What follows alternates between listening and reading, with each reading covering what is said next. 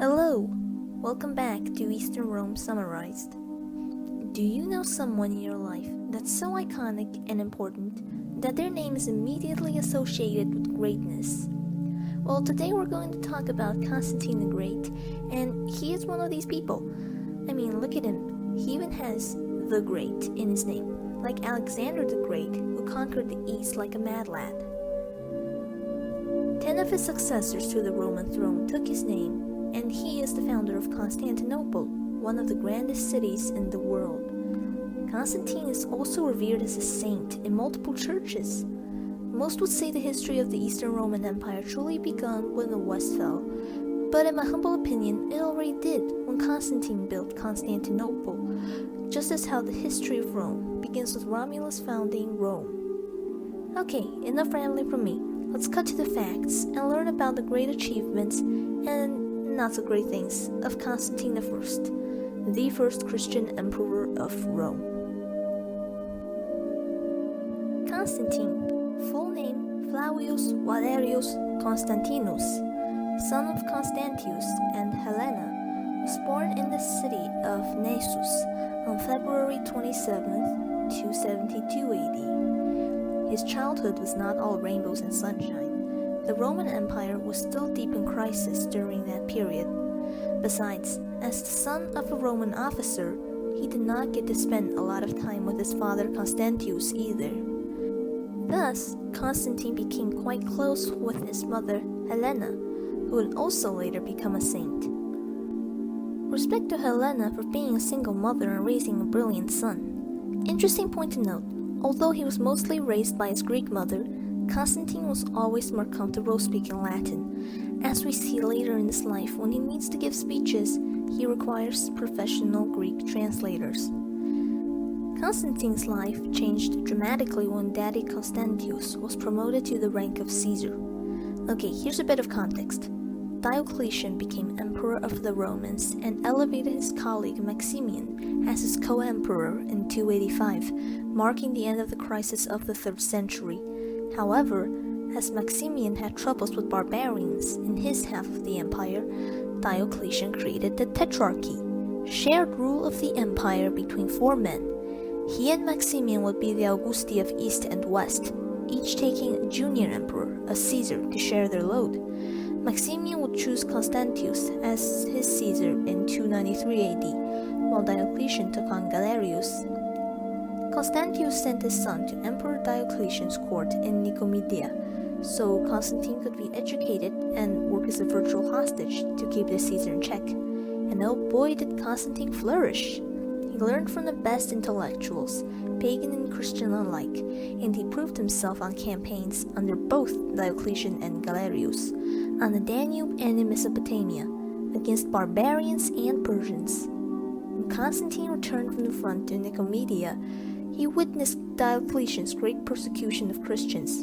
In his later writing, he presented himself as strongly opposed to his Augustus on this matter, but that most likely wasn't true, since Constantine's conversion was a long and gradual process. Somewhere around this time, he also had his first son Crispus with his wife Minervina, and joined both Diocletian and Maximian in the 20th anniversary celebration of their rule in Rome. As Diocletian's health falters, he declared the succession plan for the Tetrarchy in 305 and forced Maximian to retirement along with him. Constantius and Galerius would be the new senior Augusti, with their junior colleagues Severus and Maximinus. Wait, what? Why is Constantine not involved? Who are these new Caesars nobody heard of? Obviously, Galerius influenced Diocletian's decision as these new Caesars were loyal to him, so we can't really say Diocletian just conjured this up out of nowhere and went to live in his retirement villa with his cabbages, as this soon sparks off another Roman civil war. Then Galerius started attempting to dispose Constantine, handing him seemingly impossible tasks, like King Eurystheus assigning Heracles his 12 labors. Galerius was quite displeased as Constantine accomplished each task successfully. Also in the same year, Constantine changed the currency of the empire from the devalued silver denarius to the pure golden solidus. It was a wise decision. It doesn't take a genius to figure out that Constantine was in danger as long as he remained in the Eastern court, so father in Gaul. According to legend, Constantius requested leave for his son, and one night, when Galerius was dining hard on booze, he granted the request. Constantine proceeds to flee at a lightning pace, breaking the hamstrings of every horse he rode on his way due to his speed. Reunited, father and son campaigned against the Picts beyond Hadrian's Wall. Constantine was once again proving himself to be an excellent soldier and gained the respect of the men. Sadly, Constantius grew ill and passed away in July 306 in the city of Eboracum, but not before expressing his wish for his son to be elevated to a full Augustus. The men needed no convincing, they hailed Constantine right away. Constantine then wrote a letter to Galerius explaining what happened. The latter was furious and deeply regretted his night of drunkenness, but to avoid civil war, granted Constantine the title of Caesar. Planning for the long term, Constantine conceded and accepted his now legitimate title. And now begins the time of peace as all four tetrarchs settle into their posts and rule the empire just like Diocletian always hoped for, right? No? Okay, let's try to be as brief as possible about this civil war. So Maxentius, son of ex-emperor Maximian, was left out of the succession plan just like Constantine back in 305. Now, jealously eyeing Constantine's success and egged on by some greedy Praetorians, Maxentius claimed the title of emperor. Galerius wouldn't recognize him, so he sent the Augustus of the West, Severus, to crush the usurper. Severus was betrayed by his own troops, most of whom served under Maxentius' father. With Severus disposed, Galerius replaced him with his man Licinius, a decision none of the Caesars were happy with.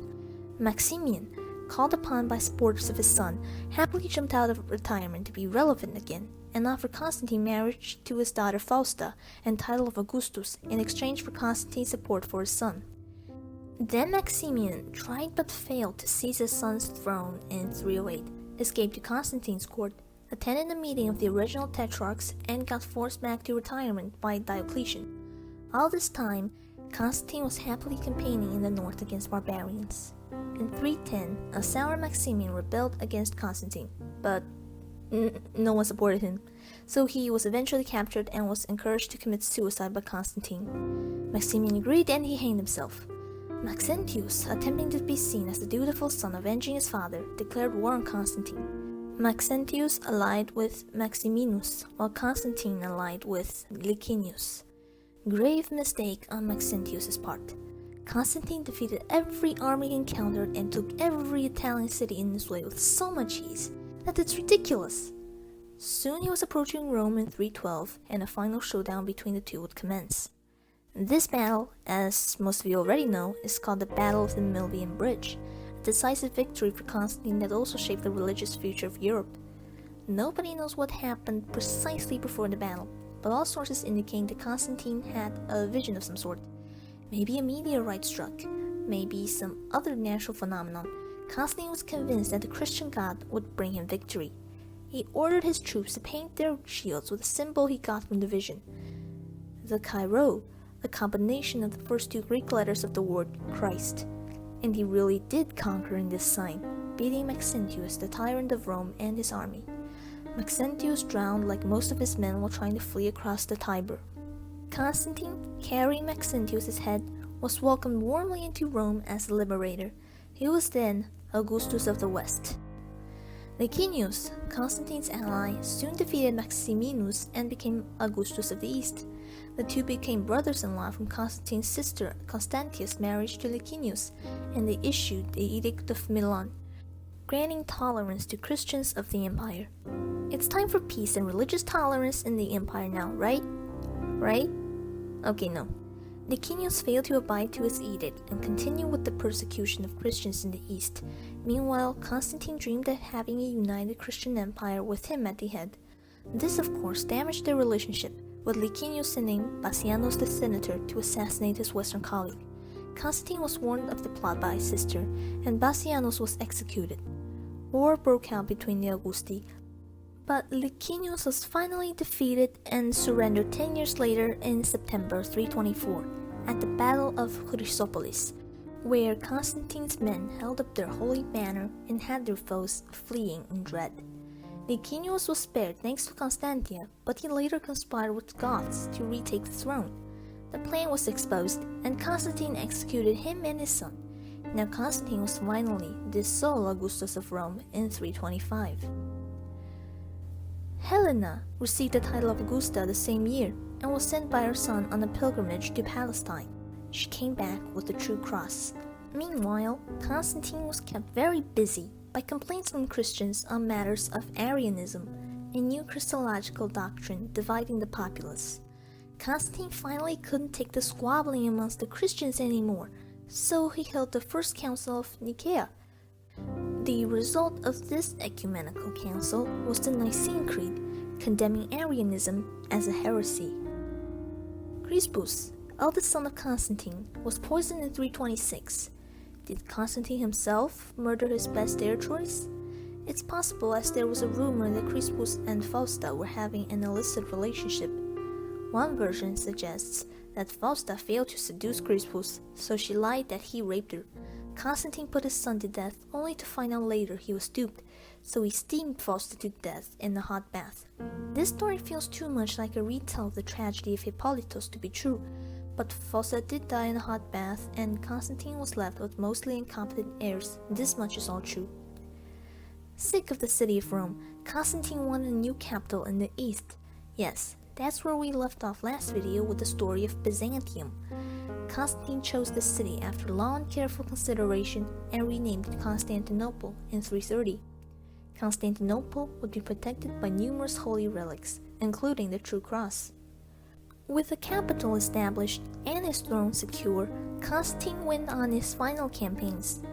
He fought against the Goths in Dacia, reclaimed the province, and took the title of Dacicus Maximus in 336. He then prepared a campaign against Persia, but fell ill in 337 and died shortly afterwards. Before his death in Nicomedia, he was baptized and parted the world a true Christian.